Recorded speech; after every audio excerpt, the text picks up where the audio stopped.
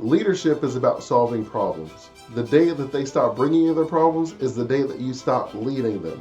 Whether they don't bring them because they don't have confidence in you, or whether they just don't believe you care enough to help them solve their problem, either way, it's an issue.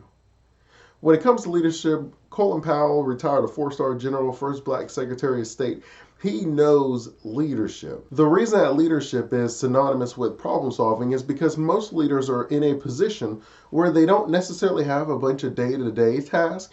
They get to spend a lot of time creating a vision and thinking of different innovative ways to get to that vision a little bit quicker, to make this dream a reality. And that is a lot of what your leader does. So for you to be a problem solver, as I often refer to, when you have your own business, when you're a founder, or even if you're in a high enough position as a leader, your job is to problem solve. Again, entrepreneurship is solving problems for a profit. So it's no surprise that a leader would be tasked with the same role of problem solving. When your team is not giving you any of their problems, they're not sharing any ideas, they're not brainstorming with you, then that means that they don't believe that there is enough value in spending that time with you. And again, that could be for a variety of reasons, but we're not going to go down all of them. But the most important thing to understand is when you are a leader, people understand that you are there to make their lives easier. You are going to help them to think of better ways to do things. You're going to help them to shorten the curve. You're going to bounce ideas off of them. A leader does a lot, but it's very important that you understand the difference between being a leader and being a boss, being a manager. A leader is often seen as a partner in the task. They're not going to take all of the credit, and they're definitely not going to try to push out all of the blame. A leader understands they're only as good as their team, and they also know the value of saying, well, if my team isn't performing, then that falls on me. It's something that I could be better at. It's where I'm falling short. I put the team together, I gave them the mission, and then I fell short. Colin Powell says that there is no secret to success, that it is the result of preparation, hard work, and learning from failure. Leaders understand that success is not something that you just wake up and get, that there is going to be a learning curve. Most of your failures come from expanding your comfort zone, trying new things, and seeing kind of where everything falls and then making the next best decision. You are going to constantly be gathering new information, fact finding, and seeing what changes you can make. So for you to do that, you have to be okay with failure. You cannot expect to get the goals that you're trying to achieve in your life without also expecting to fail along the way. You may try a new leadership style with your team and you realize that that is not what motivates your team. You may try to do a team building exercise and you may find out again that your team doesn't really have an issue there either. And so you're going to be trying new things and you're going to be able to accept these. Again, we're trying to solve problems here. Whenever there's an issue, we're trying to solve it. I would liken it to, if you ever seen that TV show House, where they basically spend the whole show being stumped by some medical issue that someone is having, and then they try a whole bunch of things. They poke and prod here, they run this and that test. But you don't feel like he's failing because at the end of the episode, they usually solve the problem where they save the person's life. And nobody thinks that, well, you just failed for a day or a week or a month or whatever trying all these different things. Everybody says, look, you got the result that you wanted. Every single time that you failed, you were able to check off something that the person wasn't suffering from. You were able to get closer to what the proper diagnosis is. And I think that if most people looked at their lives, their daily interactions, that same way, that we can watch House and understand that the fact that he is failing for the majority of the show, and we would still consider him brilliant because he gets it right for those last like 5 minutes. I think if you give yourself that same leeway, you would feel incredible. It's unfortunate that we focus on those 58 minutes of trial and error, and sometimes we don't even go that long, where we just say, you know what, we tried, it didn't work, this isn't meant for me. But if instead you said, you know what, I'm going to get that solution, I believe it, I know I'm going to create that opportunity that I'm trying to look for, and instead look at it the same way that you would at House, where you're saying, okay, I know that we don't have this, and I learned this from that one, and then that makes me want to try this. Okay, he doesn't have that. Okay, well, I learned this, so then let's try this one. And then before you know it, there's only like one option left, and then that's usually how they solve the problem. I believe that a lot of the story of House is just driven around this idea that Dr. House believed that he is going to solve the problem versus most doctors just accepted the fact that this person is going to die. And I think that you have to decide whether or not your dream is going to live or it's going to die, whether you're going to create the reality that you believe in your heart is needed and necessary, or whether you're going to tell yourself, well, this doesn't work most of the time. I try, let's hang it up, let them know that they only got like a month to live. And I would say fight for your dreams. Allow your dreams to become a reality. Learn from those failures and keep striving for greatness. Number two is great leaders are simplifiers. They are not concerned about using all those big words to make you feel like, oh, this is so important. You are so amazing. Wow, I don't even know what you're talking about. See, leaders, they don't have that same need for people to think they're smart. They allow the results to define how you judge them. Look, this is what our team has done. These are the goals that we've accomplished. Judge from there, not whether or not we can confuse you with the words that we use. Leaders are the ones that you often see in the boardroom. They're listening to everyone, and then they regurgitate what someone took 30 minutes to say in about 3 minutes, maybe even shorter than that, where you're like, oh, okay, they got it. And then they'll ask like 6 or 7 questions because, again, you're going back to the idea that they are challenging you because they want to help you reach your potential. They want you to be pushing your limits where you maybe thought it was good enough, and they just want you to understand that they expect a lot from you and they want you to rise to that challenge. So it is important to understand that leadership isn't about being all smoke and mirrors and flashy. And that's kind of what I would think of when people make things super complicated. Leaders are just focused on making things as simple. And number three, as Colonel Powell said, the chief condition which life, vigor, and health live on is action. It is action that gives you energy. It is action that gives you vitality. And it is action that turns your dreams into reality. And you don't want to confuse the fact that taking action is going to be necessary. You want to spend the time preparing. You want to spend the time understanding. You want to make sure that you have the proper pieces in place to make sure that things go well. But at some point, you have to take action if you want to get the results. You can do all the training and all the prep, but if you don't ever get out there and play the game, then you're never going to get the result that you want. You want to be able to say, you know what?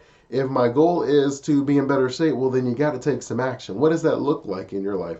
Is it getting up and walking on a regular basis? Is it parking further away? Is it eating healthy, or whatever that is? You know that you have to take action, that you cannot just sit in a room and talk and think about being healthy. You have to at some point get up and do it.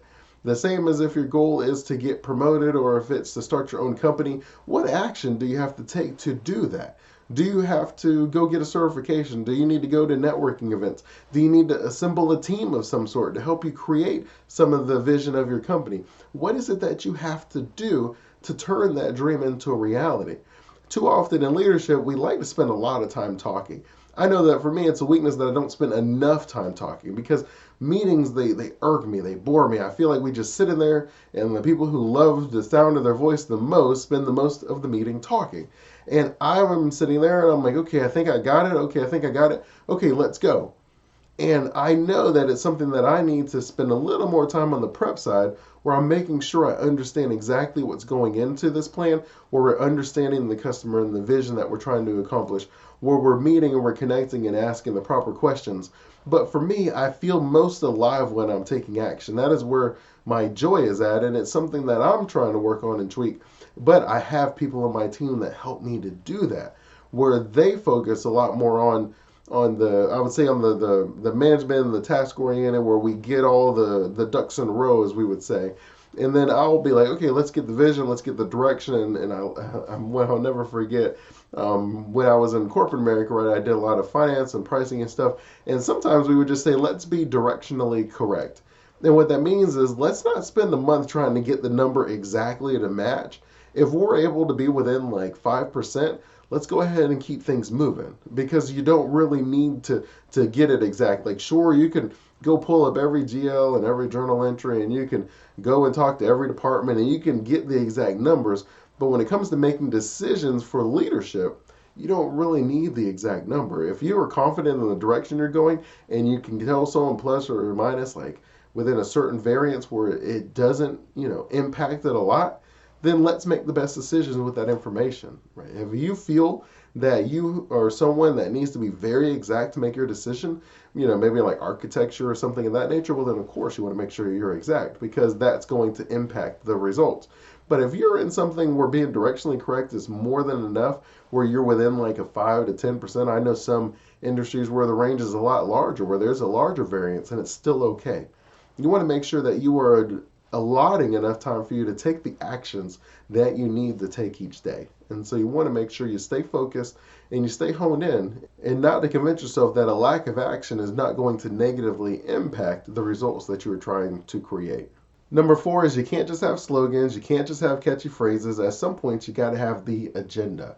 And what that means is at some point, you're going to have all the meetings done, you're going to have all the research done, all the analysis. And at some point, you just have to say, you know what, let's go ahead and take action. Let's stop talking about it. Let's go ahead and be about it. It's important to recognize that some leaders are great presenters where they can talk for hours and you feel very good about it. But then you go home and you're like, I don't know if we got anything accomplished. Like we had the hour-long meeting, we talked about things, we felt really good, we were motivated, we were excited to get out there and punch the world in the face, but we didn't really put a plan in place. We don't actually know what to do. We all said we want to break this number where we generate more money than we ever have before for a company, but then we didn't put any plan together. We don't have any metrics to understand. When you're talking about the agenda, the way I would have you think about that quote is, you want to make sure that you have the numbers to match the results you're trying to get. You don't want to say, well, I want to generate $100 million this year, and then you have no idea how much each customer is worth.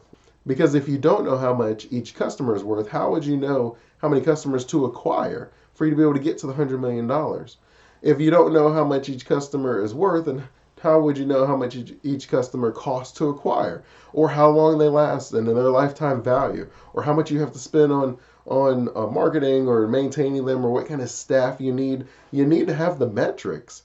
You can talk all you want about how awesome and amazing things are going to be, but if you don't have the metrics to operate under, it becomes very difficult to understand where you're even at. Like, are we on track to hit our goal? Are we failing? Are we ahead? Like, I don't know. We picked a number that felt really good.